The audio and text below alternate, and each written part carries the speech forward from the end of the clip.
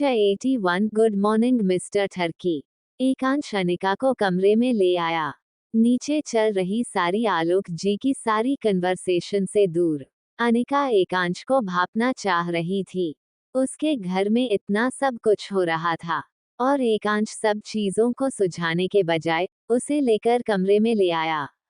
अनिका सोच में ही पड़ी थी कि तभी एकांश अनिका के सामने आकर उसकी कमर में अपना हाथ डालते हुए उसे अपने सीने से चिपकाते हुए बोला, अंडस्को भूख लगी है ना बेबी, खाना खा लेते हैं।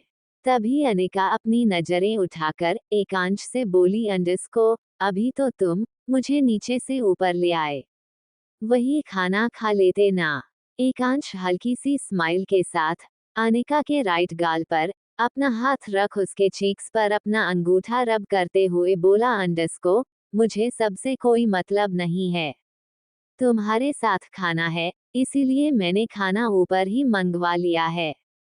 थोड़ी देर में खाना आता ही होगा, तब तक जाओ चेंज कर लो, अब हम कमरे से बाहर नहीं जाने वाले। अनिका गहरी सांस लेकर इरिटेट होते हुए बोली, अंडस्को तुम्हारा भी कुछ समझ नहीं आता मुझे। वहाँ तुम्हारी मॉम तुम्हारे डैड के सिर पर चढ़कर नाच रही है। क्यों तुम्हारे डैड 2 साल से बाहर रहे और उन्होंने अपनी खबर तक नहीं दी। एटलीस्ट एक बार वहाँ जाकर सारा मामला तो सही कर दो। घर में ये सब चलता है, अच्छा थोड़ी ना लगता है।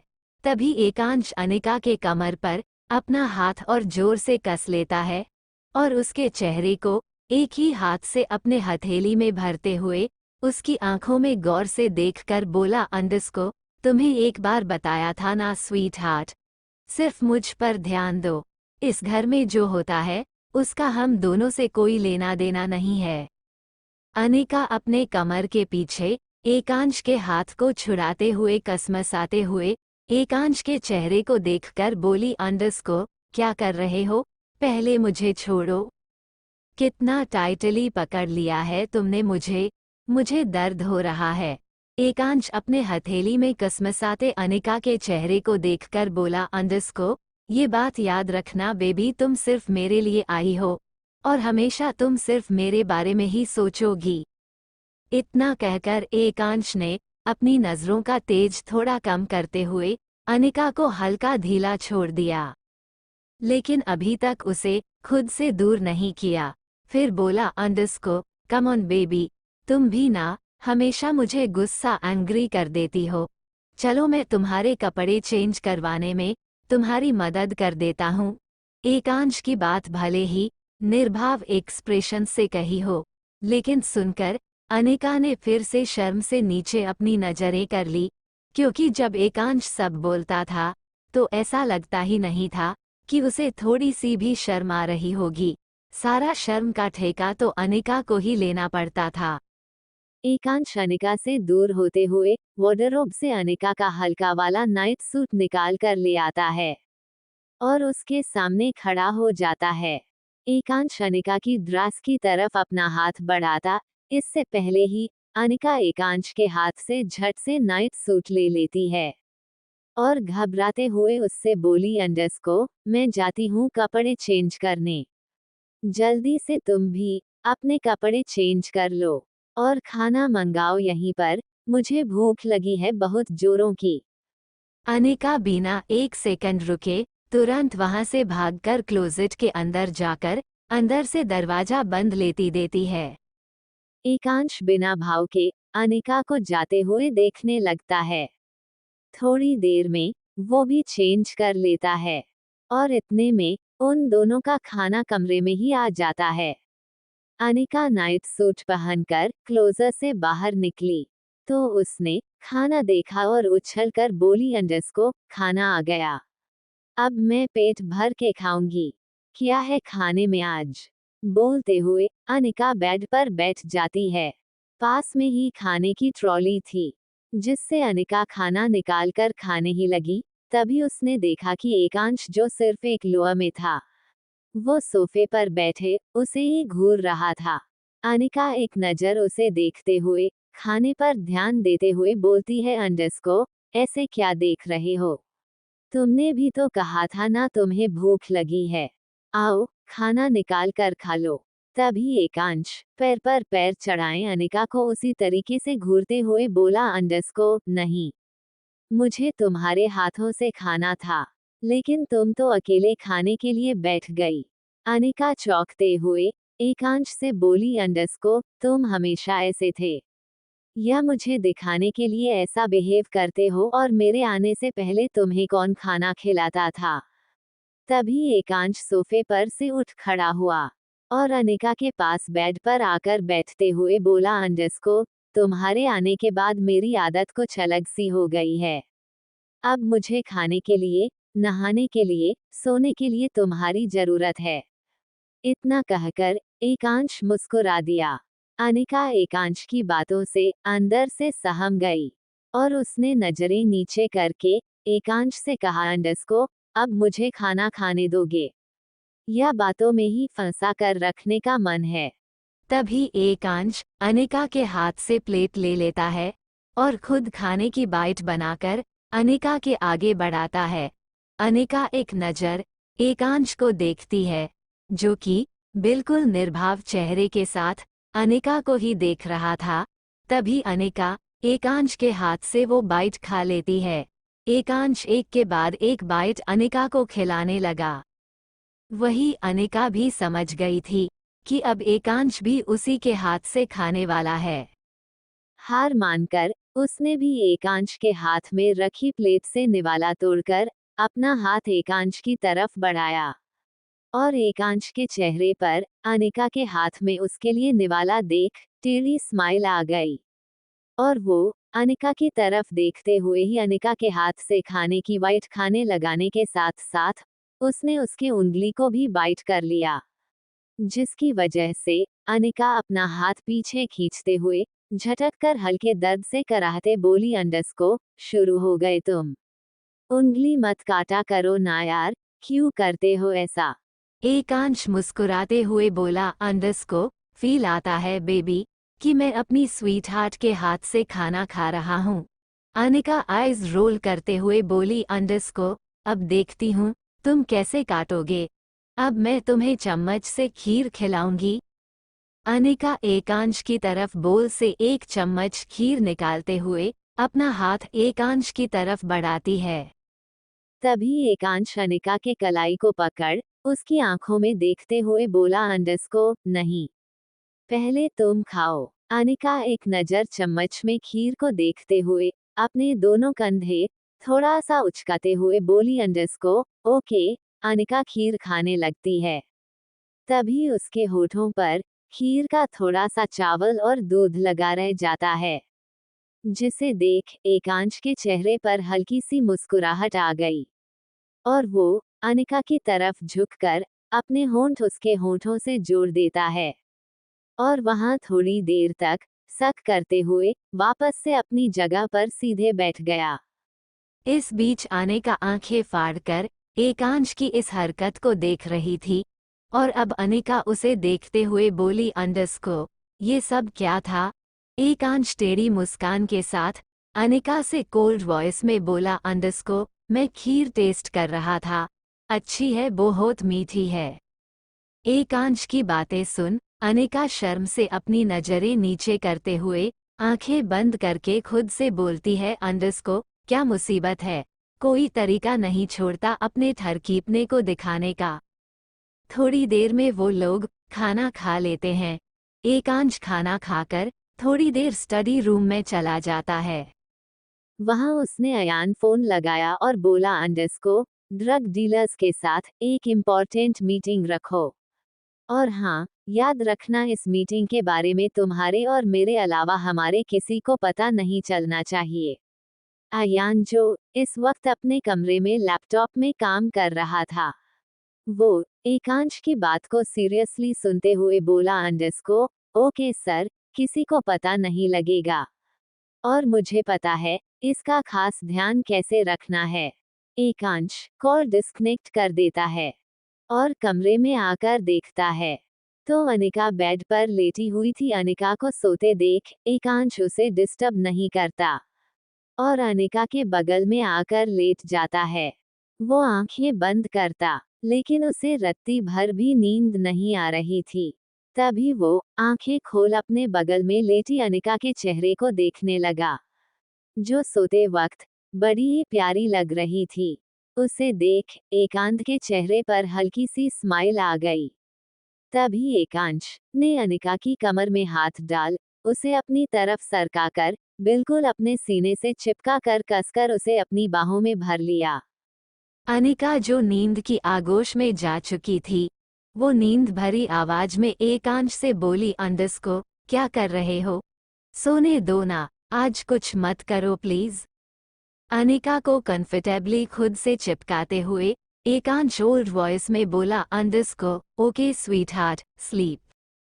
बिना कुछ किए ही सो जाते हैं, कहकर एकांश ने अनिका के माथे पर सॉफ्ट किस कर लिया और उसके चेहरे को अपने सीने में छुपाते हुए उसके सिर पर अपनी ठुड्डी टीकाकर सुकून भरी सांस लेकर आंखें बंद कर ली। अगली सुबह जब अनिका की नींद खुली तो उसने अपने आप को बिस्तर पर अकेला पाया। अनिका अंगड़ाई लेते हुए उठकर बेड पर बैठ गई और अपनी आंखें मलते हुए पूरे कमरे में देखने लगी। फिर खुद से बोली, अंडस को ये इतनी सुबह सुबह उठकर कहाँ चला गया? तभी कमरे के अंदर आता है एकांश। अनिका को देखकर हल्की सी मुस्कुराहट के साथ बोला, अंडस को गुड मॉर्निंग स्वीट हार्ट। एकांश के मुंह से स्वीट हार्ट सुनकर अनिका के चेहरे पर हल्की सी स्माइल और उसने बदले में एकांश को जवाब दिया, अंडस को गुड मॉर्निंग मिस्टर थर्की। ये सुन एकांश, जो कि कॉफी का कप लेकर अनिका के पास ही आ रहा था, वो बगल के टेबल पर कप रखते हुए अनिका के चेहरे को देखकर बेड पर बैठते हुए बोला, अंडस को क्या कहा तुमने मुझसे? थर्की। अनिका मुस्कुराते हुए एकांश के चेहरे को देखकर बोली, अंडस को एक नंबर के थर्की हो तुम। और अब से तुम्हारा नाम यही रहेगा। बहुत सोच समझकर तुम्हारा ये नाम रखा है मैंने। अनिका इतना बोलकर एकांश चेहरे को अच्छे से भापती है, तो उसे समझ आता है कि एकांश के एक्सप्रेशन लेस के पीछे उसका गुस्सा साफ साफ उसकी आंखों से छलक रहा है, जिसे देख अनिका अब बिल्कुल चुपचाप बैठ गई। तभी एकांश हाथ अनिका की गर्दन पकड़ उसकी तरफ बढ़ाते हुए अचानक से उसके चेहरे को अपने करीब कर लेता है और उसके होठों से अपने होठ जोड़ लेता है, उसे किस करने लगता है। अनिका कुछ समझ नहीं पाती और अपनी आंखें बंद कर देती है। ऐसे ही जुड़े होठों से 5 मिनट किस करने के बाद वो अनिका के होठों को छोड़ देता है और उसके गर्दन को पकड़े हुए ही उसकी आंखों में देखते हुए बोलता है, अंडस को अब जब तुमने ये थर्की नाम रख ही दिया है मेरा, तो हर दिन मेरी थर्कीनेस को झेलने को तैयार रहना। Okay sweet heart. वैसे मैं तुम्हारे लिए कॉफ़ी लाया था, जल्दी से पी लो, फिर कॉलेज के लिए रेडी भी तो होना है न तुम्हें? कॉलेज का नाम एकांश के मुंह से सुनकर अनिका उसे चौंकते हुए बोली, अंडस को कॉलेज? एकांश अनिका की गर्दन को छोड़ते हुए बेड पर से उठ खड़ा हुआ और वार्डरोब से शर्ट निकालकर पहनते हुए बोला, अंडस को हाँ कॉलेज। शादी के बाद तुमने पढ़ाई छोड़ने का फैसला लिया था क्या? तुम्हें तो साइकेट्रिस्ट बनना है ना, इतनी जल्दी भूल गई? अनिका बेड पर बैठे हैरत से एकांश की तरफ देखते हुए बोली, अंडस को तुम्हें कैसे पता चला कि मुझे साइकेट्रिस्ट बना है? एकांश जो अपने शर्ट के बटन लगा रहा था लगाते ही वहां के पास आकर प्यार से देखते हुए बोला, अंडस को मेरी बीवी के ड्रीम्स के बारे में मुझे नहीं पता होगा तो और किसे पता होना चाहिए? अब जल्दी से खुद जाकर फ्रेश होकर बाथ ले लो, वरना अगर मैं तुम्हें बाथ देने आने लग गया तो पूरा दिन तुम्हारा यही निकल जाएगा। मैं स्टडी रूम से होकर आता हूँ। कमरे से निकल गया इधर अनिका एकांश को जाते देख खुद से ही बुदबुदाते हुए बोली, अंडस को अजीब इंसान है, इतनी जबरदस्ती शादी की मुझसे अब मेरे सपने पूरे करने चला है। फिर अनिका गहरी सांस लेकर छोड़ते हुए बोली, अंडस को शायद मेरे लिए इस इंसान को समझना बहुत मुश्किल है। या फिर ये मेरे लिए खुद ही बहुत ज्यादा कॉम्प्लिकेटेड बनता जा रहा है। जो भी हो, चल अनिका, कॉलेज के लिए तैयार हो जा। आज इतने दिनों बाद कॉलेज के सारे फ्रेंड्स एंड स्पेशली आराम से मिलूंगी, पता नहीं। CH82 बाइट करना भूल गई तुम स्वीट हार्ट। अनिका तैयार होकर ड्रेसिंग टेबल के सामने आकर अपने बाल संवारने लगी।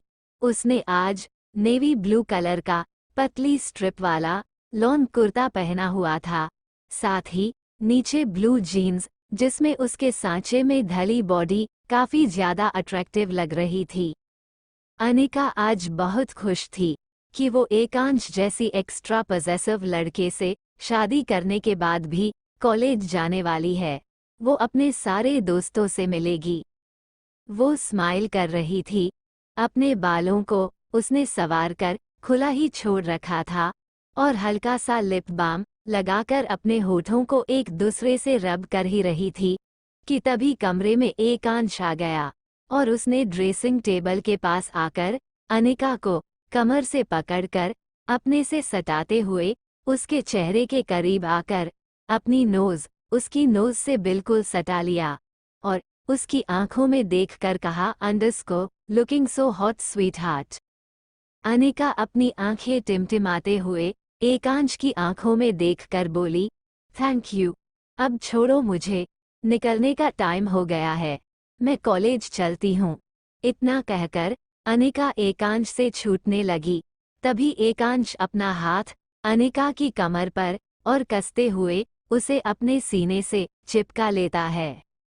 उसके होठों के बेहद करीब आते हुए कहा, अंडरस्को मैं खुद तुम्हें छोड़ने चलूंगा, बस थोड़ी देर रुकना, लेकिन उससे पहले एक किस हो जाए। कहकर एकांश अनिका के होठों से अपने होंठ टकरा लेता है।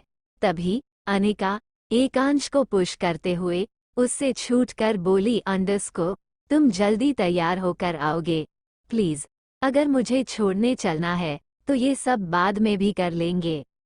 एकांश को अनिका की इस हरकत पर थोड़ा गुस्सा आ रहा था, मगर फिर भी उसने गहरी सांस लेकर अपने आप को शांत करते हुए कहा, अंडरस्को ठीक है, अभी आता हूँ तैयार होकर, तुम यही रहना।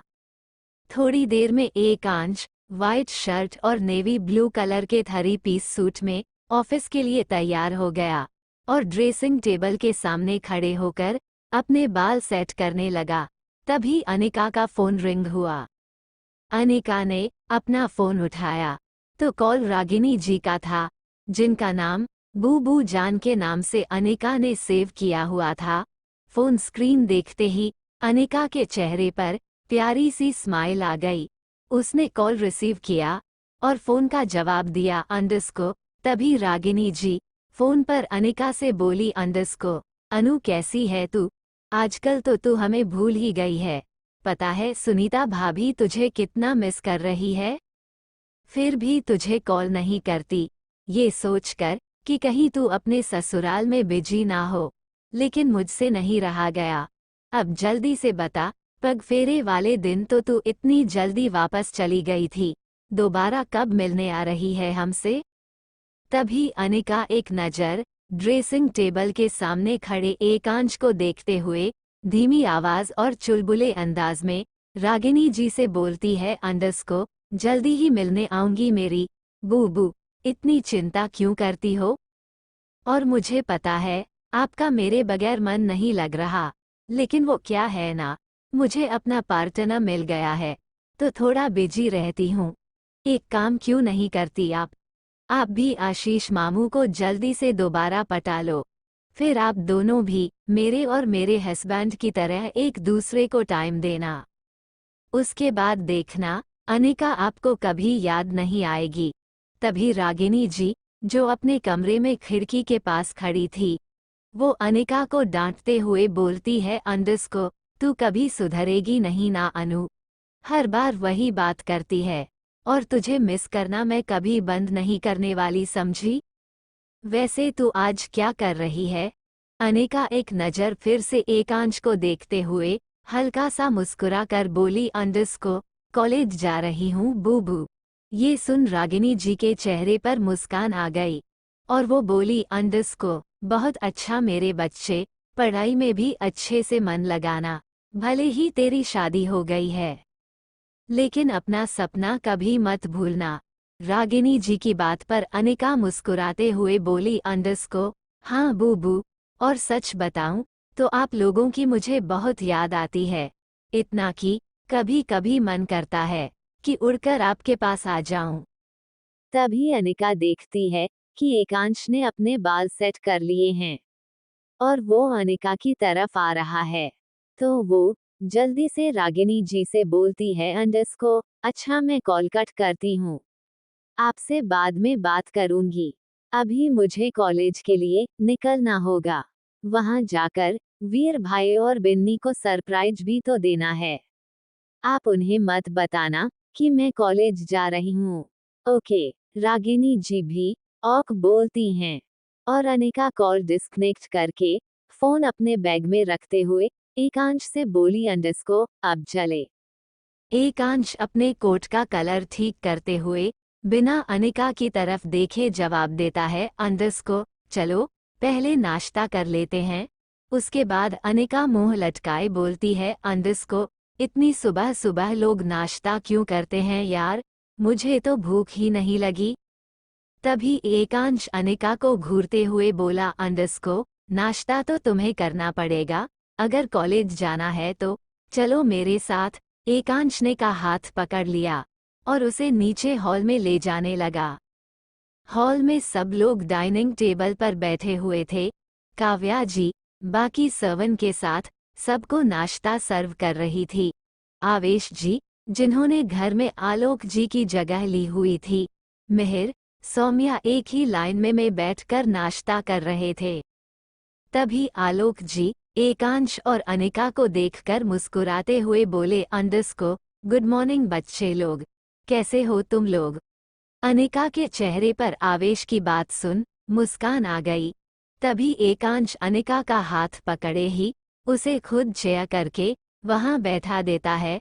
तभी अनिका अपना हाथ में पकड़े एकांश के हाथ देख उसके हाथ को दूसरे हाथ से पकड़कर धीमी आवाज में बोली अंडस्को, अब तो मेरा हाथ छोड़ दो, इसी हाथ से खाना खाऊंगी मैं। एकांश एक नजर अनिका को देखते हुए उसका हाथ छोड़ देता है और उसके बगल में चेयर पर बैठ गया। तभी मिहिर उन दोनों को देखे बोला अंडस्को, नाइस भाई, आप तो भाभी की बिल्कुल बच्चों की तरह केयर करते हैं।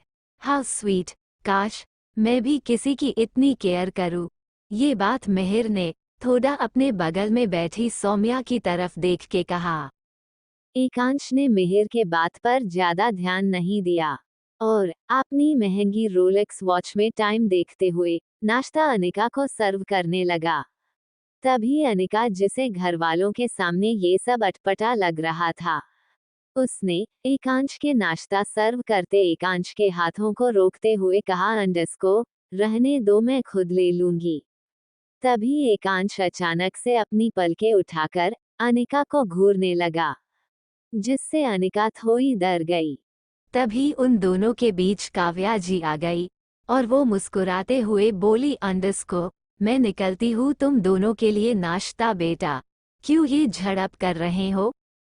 थोड़ी देर में उन दोनों ने नाश्ता कर लिया और एकांश अनिका से बोला अंडस्को, चलो पहले कॉलेज चलते हैं, फिर मैं ऑफिस के लिए निकल जाऊंगा। एकांश अनिका बाहर जाने ही लगे। तभी समाने उन्हें घर के अंदर आता तुषार दिखाई दिया, जो इस वक्त ब्लैक टी शर्ट, उस पर red and black check shirt और जीन्स जैसे फॉर्मल कपड़ों में था। एकांश ने अपने सामने तुषार को पाकर उसे ऊपर से नीचे तक निहारते हुए बोला, अंडस्को, तुषार, कहाँ थे तुम? वो भी 2 दिन तक, तुमने कोई खबर नहीं दी, बिना लीव दिए ऑफिस की छुट्टी कर ली। तभी तुषार, जिसके चेहरे पर घबराए हुए एक्सप्रेशंस थे, वो हकलाते हुए बोला, अंडस्को, वो यारा, मैं अपने गांव अपनी चाची के पास परसों रात ही चला गया था। रात को फोन आया था कि उनकी तबीयत खराब है।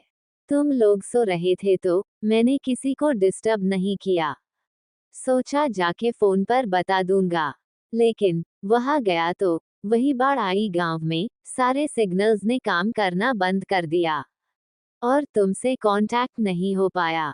लेकिन मुझे पता चला कि तुझे ईएसओ को पुलिस पकड़ के ले गई थी।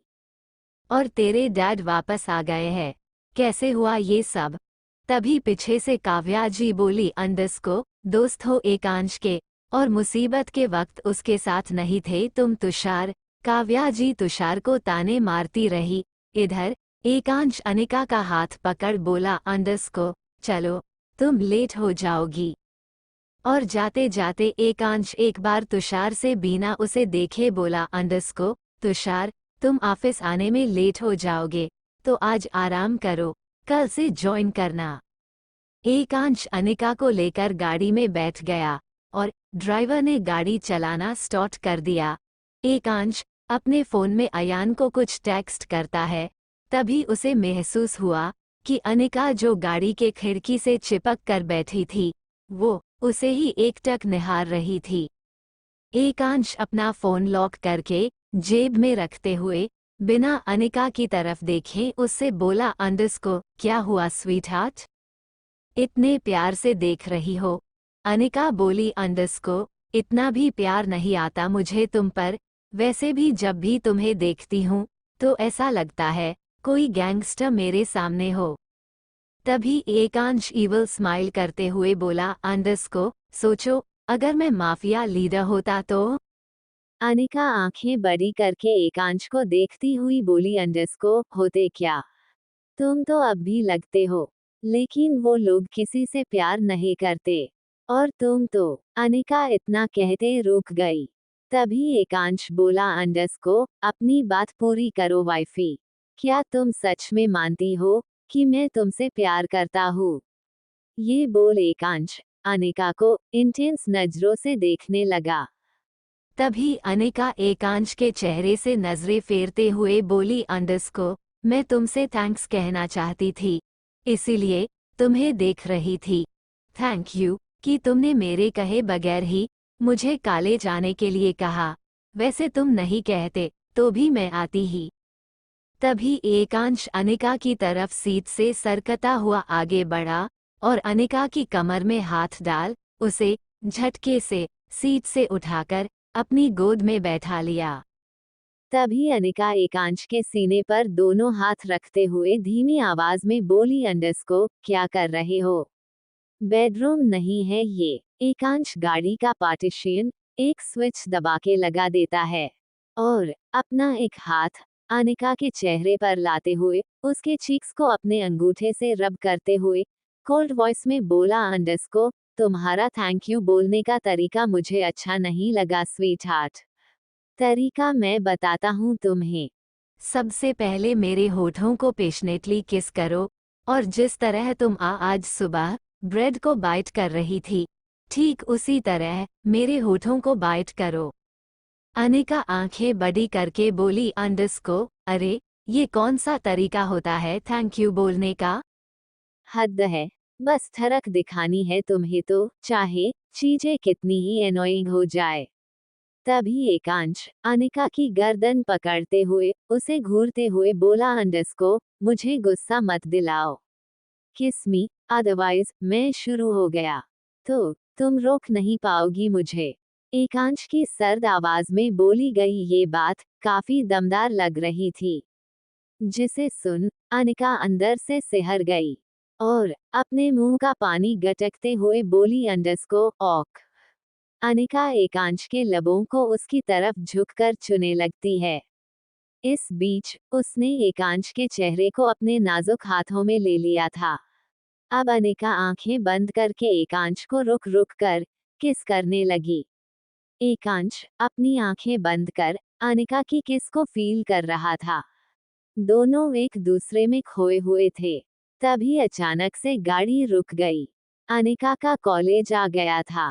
तभी अनिका एकांश से दूर हुई और वो एकांश की गोद से उतरने ही वाली थी कि तभी एकांश ने अनिका को फिर से होल्ड कर लिया और अनिका से बोला, अंडस्को, बाइट करना भूल गई तुम स्वीटहार्ट।